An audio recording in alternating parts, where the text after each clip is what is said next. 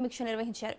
ఇప్పటికే జిల్లా incharge minister Farooq, జిల్లా మంత్రులు, ఎమ్మెల్యేలు స్థలాలను పరిశీలించామని, లక్షలాదిగా తరలి వచ్చే టీడీపీ కార్యకర్తలకు, ముఖ్య నాయకులకు ఎలాంటి అసౌకర్యం కలగకుండా ఉండే విధంగా కార్యక్రమాన్ని నిర్వహించేందుకు ఏర్పాట్లు చేస్తున్నామన్నారు. అందరం మాట్లాడుకోవాలి. దీని పట్ల మన ప్రాంతాల్లో ఆత్మకూరు నియోజకవర్గం నుంచి ఏ విధంగా కార్యక్రమాలని మనం జిల్లా పార్టీ అలాగే రాష్ట్ర పార్టీకి మన సేవలను అందించాలనే దాని మీద చర్చించుకోవడానికే ఈరోజు మేము అందరం ఇక్కడ కలవడం జరిగింది. ఎందుకంటే సమయం తక్కువ ఉంది. ఇప్పటికే శ్రీకాకుళం అనేటువంటి దానిలో అందరూ కూడా శ్రీకాకుళంకి ప్రిపేర్ అయ్యారు.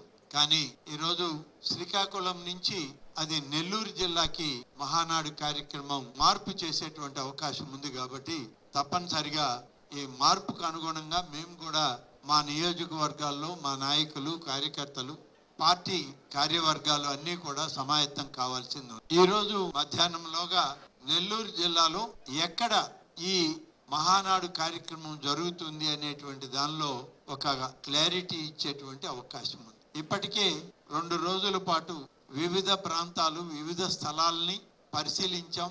నెల్లూరు రూరల్లో కానీ, అలాగే కృష్ణపట్నం రోడ్డులో మన నారాయణ మెడికల్ కాలేజీకి దగ్గరలో ఉన్నటువంటి స్థలాలని పరిశీలించాం. ఏపీఐఐసి ద్వారా తౌలూరు మండలంలో కొన్ని పరిశ్రమలకు ఇచ్చేటువంటి స్థలాలను కూడా ఏఐసిసి లేఅవుట్లను కూడా చూడడం జరిగింది.